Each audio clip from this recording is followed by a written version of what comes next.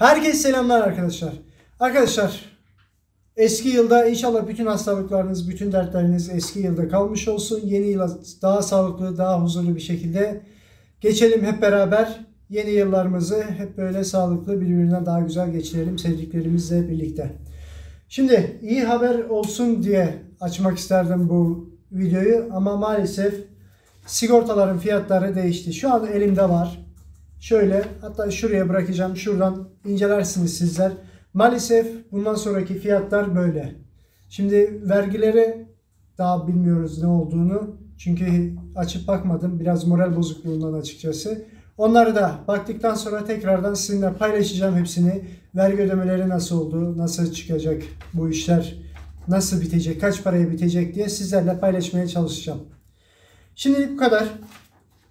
Sigortayı fiyatlarını şöyle bırakıyorum yine. En sonunda da tam ekran yaparım. Görürsünüz neler olduğunu.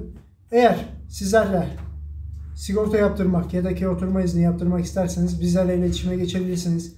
Altta telefon numaralarımız var. Telefon numaradan ulaşabilirsiniz. kaandanışmanlık.com sayfasından ulaşabilirsiniz. Ve ayrıca Bakırköy Meydan'da ofisimiz. Gelip burada bizlerle muhabbet edip konuşabilirsiniz. İşlerinizi yaptırabilirsiniz.